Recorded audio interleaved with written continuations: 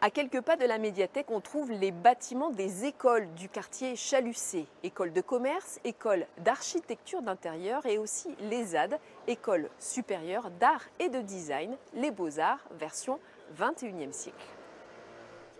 Nous sommes dans les ateliers des étudiants de première année. Chacun fignole sa dernière réalisation.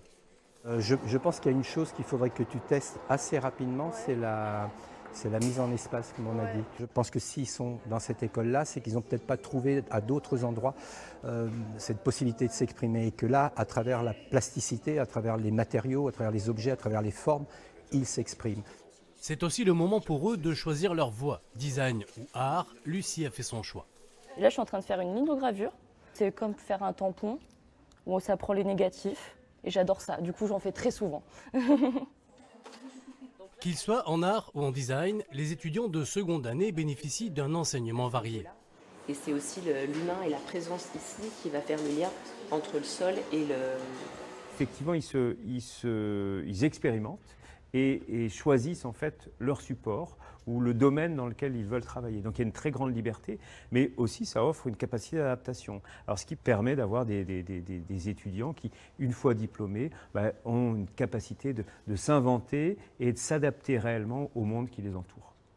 En ce moment, la période est très stressante pour les étudiants qui passent leurs évaluations. Ici, on veut former des artistes complets. L'école a aussi cette originalité de proposer des ateliers ouverts au public. Quand j'ai vu le panel de disciplines qui était accessible aux Beaux-Arts, tout de suite j'ai sauté sur l'occasion. Les mains dans la terre, c'est quelque chose de... Même si on n'aboutit pas à quelque chose dans la séance, ça fait rien. Ça fait du bien. Parmi les ateliers les plus prisés, la céramique. Et des cours sont dispensés par une ancienne diplômée de l'école. Ça casse complètement un côté élitiste d'une école d'art contemporain en plus. L'art contemporain, ça fait peur comme mot à certaines personnes. Là, les amateurs, ils peuvent voir le travail des étudiants. Les étudiants passent en plus entre-temps, donc ils échangent même carrément directement.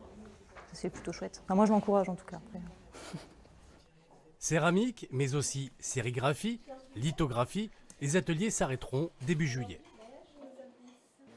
Voilà pour cette édition consacrée au quartier Chalucé, nom d'un ancien hôpital devenu lieu de vie et de culture en plein cœur de Toulon. Tout de suite, vous avez rendez-vous avec l'édition régionale du